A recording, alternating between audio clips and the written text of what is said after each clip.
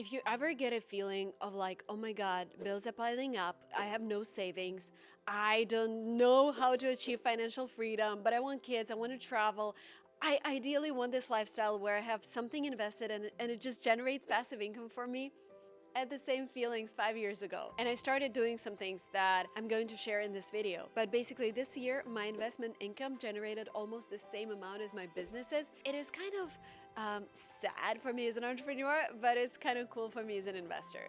Anyways, in this video, I will share 13 habits that are silently draining your bank account, and breaking them could change your life. I'm Marina. I'm an entrepreneur and investor who made my first million in revenue in 2014 with my company that helps students study abroad. And I founded it to help other people learn English and explore the world. In 2015, I moved to the US, and I've been studying how the financial system works every single day because I know that the US is where everyone can become a millionaire. And I've learned so many things that average people just don't know. And in this video, I'm going to share them. And hopefully, after learning about these things, you can fix mistakes that you're making and start your journey towards building your wealth and becoming a millionaire in 2025 or in the next couple of years. Now, habit number one that prevents you from becoming a millionaire is living without a budget. Think about a budget as your financial roadmap. I have a budget for almost everything that I do. Sometimes it's hard to plan for the whole year ahead, but at least I understand my expenses in the next quarter. I know that if we're going to be traveling, it's going to cost that much. We have to pay rent, insurance, kids, nannies, all the business expenses. I have a budget. I understand what my expenses are, and I understand what my income is. I track every single dollar, and I urge you to start tracking every dollar that comes and goes. There are plenty of apps for that, but you're going to be surprised. Once you start doing that, you're going to be like, am I still paying for that subscription? Some months I notice fraudulent charges and I file a dispute with my bank. Some months I'll be like, oh, I have cash sitting in the account. Why just don't I invest it? Like, we'll talk about that later. But when you do your first budgeting, use the 50-30-20 rule if you can. All of our situations are different, but basically the 50-30-20 rule says 50% for essentials, 30% for wants, and 20% for savings or debt repayment. And if you can invest or save more, do that. If you can cut some of your lifestyle expenses, do that. And once you start doing that, please make it a habit. I dedicate at least a couple of hours every month to just sit down, look at all the spreadsheets. I have spreadsheets for all of my businesses. I have a personal spreadsheet. I have a net worth spreadsheet where I track like how my startups are doing, how my investments are doing. And while getting your budget in order is a crucial first step, practicing what you worked hard to build is equally important. Another thing that I've learned when I came to the US is that Americans and American businesses are all about insurances. When I started making investments, when I started making progress with my business, the first thing that my accountant asked, Marina, did you get life insurance? When I started a company, the first thing that my lawyer asked, Marina, did you get insurance? It's easy to think that bad things only happen to other people or that your business isn't big enough to need coverage, but the reality is even small side hustles come with risks, and not having insurance can end up costing you big time. In fact, today's video sponsor, Next Insurance, found in a recent study that 73% of side hustlers don't have business insurance, and that's a huge risk. You don't have to be a full-time entrepreneur to face potential challenges like accidents, property damage, or legal disputes. Here's how business insurance can help. For example, liability protection. If a client sues you or someone gets hurt because of your product, insurance can cover legal fees or damages. Even if you're a YouTuber, you're getting into scandals. That is super useful. Business continuity. Fires, theft, or other disasters could interrupt your hustle. Insurance can help cover lost income so you can bounce back. Camera equipment, outfits, jewelry. That has to be insured. If you're buying equipment for your business, that has to be insured. Peace of mind. With the right coverage, you can focus on growing your business, not worrying about unexpected risks. And Next makes finding affordable coverage easy. Their platform is tailored for self-employed people, freelancers, contractors, and side hustlers. You can get a quote, buy coverage, and manage your policy entirely online. Plus, you'll have a 24/7 access to your certificate of insurance when you need it. Get a free quote from Next Insurance using the link in the description and start protecting your business today. Habit number 2. which is a huge mistake. It is relying on one income stream. Again, I understand that some people are not as worrisome as I am. I have 19 different income streams, I know. I calculated them for one of my videos and I'm like, okay, Marina, you really worry about things happening to you. But you know, I come from a specific background. So, you know, my family has gone through challenges and I've seen my parents, you know, save up money to buy a car, and then default happened. Basically, Russia's currency lost almost all of its value, and all they could buy was like this ceiling lamp for our apartment with that money. My friend had a similar story when her mom was saving up for a car, and when that happened, she just went and bought cough syrup for her, and that was all the money that was gone. For me, it's really important to have this understanding that if something happens to this income, I'm going to do this. If something happens to this income, I'm going to do that. And most millionaires have multiple income streams. If you rely solely on your paycheck, you're one job loss or economic downturn away from financial trouble. There are so many options what you can do. For example, I'm the founder of Language Trip, a company that helps people learn English. I also manage 3 channels. I have 2 Instagrams. We monetize through ads, sponsorships, courses. I have a LinkedIn. We have an email list. I have a marketing school. I have an Airbnb in Hawaii. And again, it didn't start big. I started with one channel. I was like, okay, how can I monetize it? I start one business and I'm like, how can we grow the product line? How can we make sure that if something happens, when COVID happened, most of our Language Trips business went south. But because we started online courses, we were able to stay afloat and not fire the whole team. Again, look for opportunities to monetize a skill, hobby, or expertise in different ways. Even a small second income, like freelancing or creating digital products, can provide this safety net, this feeling that you can do several things at a time. And again, most successful people do that. And diversifying is not just about building income, it's about building resilience and long-term stability. Now, habit number 3 is falling for lifestyle inflation, and we see it a lot with creators. And yes, I do that sometimes too, but not that often. Basically, lifestyle inflation happens when your expenses rise with your income. Got a raise? Suddenly you're dining out more, upgrading your car, or moving to a more expensive apartment. Instead, ideally, keep your living expenses steady and invest the extra money. This doesn't mean you can't enjoy success, and I'm all about enjoying success. For example, when I started making money, I did all I could to fly business class, and that meant learning how to use credit card points so I don't have to pay the full price. Or when we had kids, I realized, you know, I need to have a nanny, and it's not a lifestyle inflation. It's just I want to continue working. I'm going to go crazy if all of my time will just go to cleaning, cooking, etc. It's understanding what you can do with your time and delegating, and also creating a lifestyle that supports your creativity but not going too far. Like, for example, I don't spend a lot of money on clothes. I don't spend a lot of money on makeup. Honestly, I try to save money all the time. Like, if I'm going somewhere, we find a hotel that we can work with. Or if we're planning a holiday and there is a conference there, I would be a speaker at the conference so they could pay for my flights. Like, I am trying to utilize all the ways that I can enjoy a lifestyle that I want without spending more. But always make sure that your additional expenses are intentional and fit in your long-term financial plan. Another very bad thing that you can do is avoiding investment. And not investing is one of the biggest missed opportunities for building wealth. Many people think they need thousands of dollars to get started, but that's not true. You can start with $10 a week. Fractional stocks, right? You can buy a small fraction of Apple stock. Robinhood is a great app to do that. What you're learning with $10 is you're learning the habit of investing. When you hear $10 a week, it might sound like something really small, but the thing is compound interest. So if you invest $10 every week for 5 years, that means you will invest $2,600, which might sound like a lot. And it's funny psychologically, we always have $10 a week, but thinking about like investing $2,600, that sounds like a lot, right?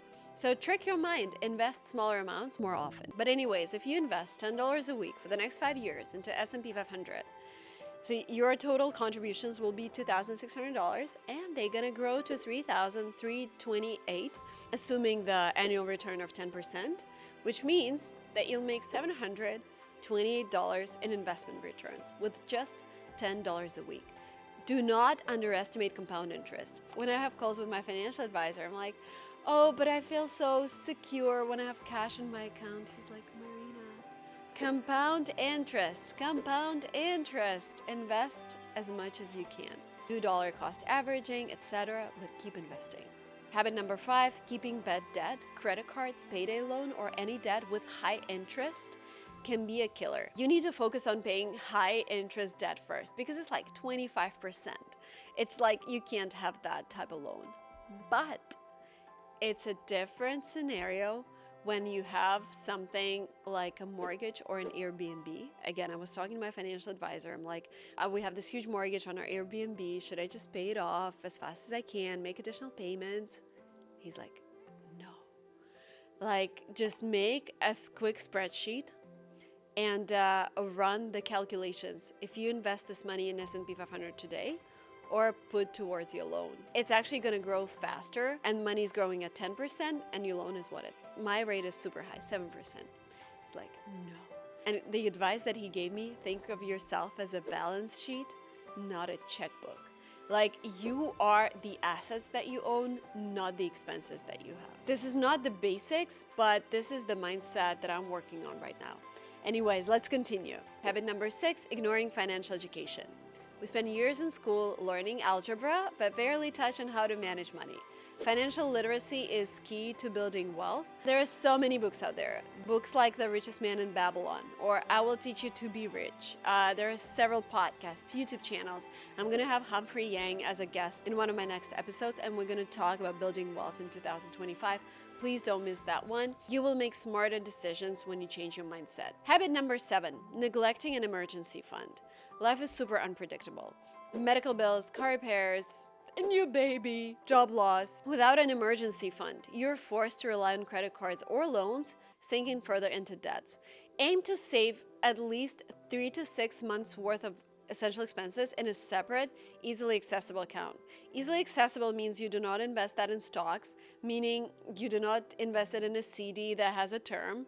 It's either cash or just a simple savings account, which allows you to withdraw money at any time. Habit number 8, fear of missing out spending. If you saw Bitcoin hitting $100,000 and your instant thought was like, I'm gonna buy Bitcoin, your instant thought should be, oh, maybe Bitcoin should be 5% of my portfolio, and I intend to put that much amount of money into Bitcoin this year, and I will just spread it into the next 12 months, because then you will be able to catch all the waves. But investing everything just of the fear of missing out, it's powered by social media these days, and you just get caught up in buying things you don't really need. Remember, appearances are often deceiving, and many of those luxury lifestyle creators actually get clothes for free.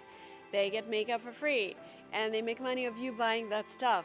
So make decisions rationally. I never go shopping in shopping malls. Well, I do for my videos, but if I wanted to shopping, I shop online, just because online I don't have this thing of like, oh my God, I just saw this, I really want it. I just eliminated that from my life. I like to do my grocery shopping online or at Costco, because at Costco, they mostly focus on essentials versus like, oh my God, let me try all the new snacks that are on the market. Habit number 9, overlooking small leaks. And this can be fixed with monitoring your expenses regularly. Actually, when I moved to the place where we are right now, I started ordering coffee delivery because I didn't like our coffee machine back then. And I realized that a daily $5 coffee adds up to $1,825 a year. And we paid more because we got it delivered. We didn't do it for the whole year. We did it for like several weeks. I'm like, no. We're gonna invest in a great coffee machine. Like for $1,800, we got a really good coffee machine. And now we spend a fraction of that on coffee, and we only drink coffee at home because we have such a great coffee machine. And this elevated our lifestyle, but actually saved us money. Cut unnecessary costs and free up money for saving and investing. Bad habit number 10, not setting financial goals. Without clear goals, it's hard to stay motivated. Write down a specific measurable goal. I've set a really wild goal for myself several years ago, but it's actually much more achievable than I thought. I wanted to have $2.5 million invested in the stock market, because that means that passive income that it generates, $250,000, can just cover my lifestyle. Come up with that number. What is the ideal number on your bank account that generates say 10% every year, and you can live off it, like what would it be? Or at least if it covers your mortgage, if it covers your rent. And break that number into smaller, actionable steps and track your progress monthly. Achieving even small milestones will keep you motivated and on track. Bad habit number 11, delaying your retirement savings. My financial advisors was like, Marina, please put something into 401k this year. You just don't understand. Compound interest, tax-free money, it's going to do a miracle. But I'm like, I don't want to have my money trapped there. He's like, your money's not trapped. You can borrow against it. You can later invest it in real estate like you've always wanted. Your strategy can be tailored for your needs. But for me, thinking about retirement has always been like, oh, my money is going to be trapped. It's not going to be trapped. American financial system is so interesting. It allows you to do so many things. If you have your own business, talk about starting a 401k account, or if you don't have a business, start an IRA and begin contributing consistently. Again, small amounts can make a huge difference. Bad habit number 2, not automating finances. Automating your finance is always one of the simplest ways to stay consistent with your savings and investment. Platforms like Vanguard or Robinhood can invest for you. You can ask them to make recurring investments so you don't forget to buy that stock every single, every first Monday of the month I go to the stock market and buy that stock. You don't have to do it with your hands. Automate it. And this is how you will do your dollar cost averaging and stay consistent with investing. Setting up automatic investments ensures you never miss an investing opportunity, even during busy times. Automating my investment is the best thing I did because I'm a person who worries all the time, and if I did it myself, there would have definitely been months where I would be like, I'm not going to invest, the market is too high, or everything is falling, I'm just going to sell everything. And here comes habit number 13, avoiding professional advice. Talk to people, ask for advice, ask for intros. The American system, or if you're in any other country in the world, there are so many things you don't know, I guarantee you. And I've been studying this for 10 years, and then my CPA is like, oh, there's another tax thing we can do. And my financial advisor is like, oh, there's another account, savings account or tax deferral account you can open. Or I talked to this mortgage expert, and he's like, no, Marina. No way you're making extra payments on your mortgage. You need to invest this money. Consulting financial experts can help you make better decisions and uncover strategies that you do not know. My financial advisor also told me, for example, to get rid of the mindset that credit is inherently bad. Credit isn't bad on its own. It's bad when someone is just barely making ends meet and takes out a loan for something like an iPhone and pays 25% on it. But the wealthy, credit is called leverage. It's a tool to generate assets that bring income. By using somebody else's money. Of course, this approach requires you to carefully monitor the market and understand the risks involved. But I constantly talk to a financial advisor. I constantly ask questions. I constantly meet other YouTubers who talk about finance and business. As a creator, I learned a lot about creator taxes by talking to CPAs and other creators. Okay, breaking these habits won't make you a millionaire overnight, but it will set you in the right direction. And when we talk about becoming a millionaire or investing money, it's not just about the sum of money, it's about the time that you have. Wealth is built through small, consistent actions over time. If you found this video helpful, get it a thumbs up, subscribe, and let me know in the comments which habit you've had before watching this video and what you're gonna fix. Thank you so much, and I'll see you in the next video. Bye!